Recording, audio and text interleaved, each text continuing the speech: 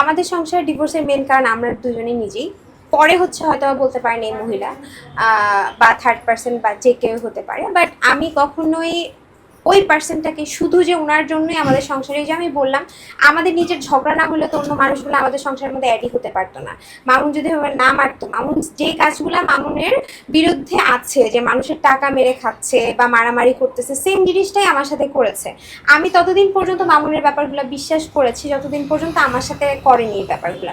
যখন দেখেছি আমার সাথেই সেম জিনিস রিপিট হচ্ছে, তখন আমি কিভাবে মামুনকে বিশ্বাস করব। আরেকটা জিনিস আমি একটু অ্যাড করি এখানে, সেটা হচ্ছে যে মামুনের কিছু প্রশ্নের উত্তর আমি মাঝখানে দিই ভাইয়া।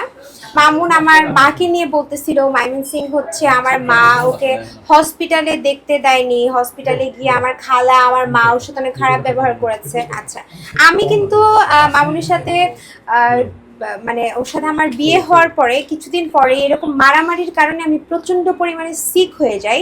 আমি আইসিইউতেও ভর্তি হই যখন আমি ময়মনসিং যাই। মাঝখানে ময়মনসিং আমাদের একটা কাজ ছিল, কাজের পারপাসে ময়মনসিং যাওয়ার পরে আমি সিক হয়ে যাই। আইসিইউতে যাওয়ার পরে একটা হাজব্যান্ড ও আমাকে আইসিইউর বেডে দেখতে যায়, দেখতে যাওয়ার পরে আমাকে এত বাজে একটা কথা বলে। একটা মানে হাজবেন্ড বাদ দেন, একটা মানুষকে আইসিইউর বেডে এই ধরনের কথা বলতে পারে না। আমি আইসিইউতে লিটারালি কান্না করতে করতে আমার হাত পা শেক করতেছিল। তখন আমার ব্লাড প্রেশার মনে হয় 70/40 এরকম। আমার ব্লাড প্রেশার অনেক লো হয়ে যাচ্ছিল, আমার কন্ডিশন খুব একটা ভালো ছিল না।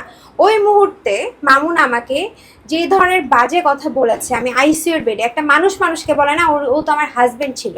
সো ওই অবস্থায় আমার মাকে আমি জানাই যে আম্মু আসলে মামুন আমাকে এই ধরনের কথা বলতেছে। আমি তখন কাঁদতেছিলাম, তখন কান্না করে করে আমার মাকে বলছি। তখন আমার মা হয়তো বা সামহাও ওর সাথে একটু রুড হতেই পারে। ভাই আইসিইউর বেডে কে কার সাথে এরকম করে আপনি বলেন, মানে এটা কি কোনো মানুষের কাজ? আর সে আমার হাজবেন্ড, সে আমার সব থেকে আপন মানুষ ছিল, সে কি এটা করতে পারে? সো এটাই মানে ওই কিছু কিছু জিনিসের মানে খুবই আমি অসুস্থ ছিলাম, ও আমাকে বলে যে তুই আমার সাথে ঝগড়া করে চলে গিয়েছিলি, তুই অনেক বাজে একটা স্ল্যাং ভাই, আমি এখন বলতে পারবো না। ওই ওই মানে আমি বলতেও পারবো না, আসলে ও জানে। আচ্ছা, সো আমার একটা আরেকটা প্রশ্ন আছে, সেটা হলো যে আপনার সাথে মামুনের ডিভোর্স হয়ে গেছে এবং যখন আপনি মামুনকে বিয়ে করেছিলেন আপনি 30 থেকে 40 লাখ টাকা তার পিছনে খরচ করেছেন। এখন তো আপনার সাথে ডিভোর্স, এখন সেই টাকা কি হবে? আপনি তো বলেছিলেন যে আমি 30-40 লাখ টাকা খরচ করেছি বা আমি দিছি, সেটা কি হবে? এটাই তো বললাম যে সে তো আমাকে বলল দুদিন আগে একটা ইন্টারভিউতে আমি দেখলাম যে সে কোন জায়গার মানে রাজার মেয়ে, তার বাপ দাদার কি আছে, তার বাপ দাদার কিছুই নাই, তার বাবার কিছুই নাই, তার কি আছে, সে কত সম্পত্তির মালিক।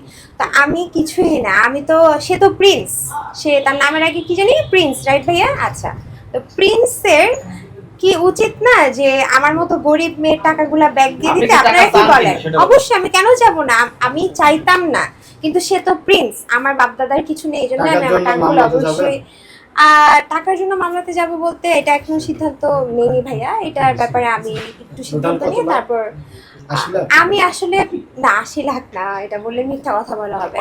আমি 40-45, আমরা যে রূপায়ণ বাসায় থাকতাম ওইটা সব কিছুই আমি বিয়ার করতাম। মামুনকে বিয়ের আগে আমি 15 লাখ টাকা দিয়ে গাড়ি কিনে দিয়েছি। আমি জাস্ট এটাই চিন্তা করি, একটা মানুষ এত অস্বীকার, এত মিথ্যা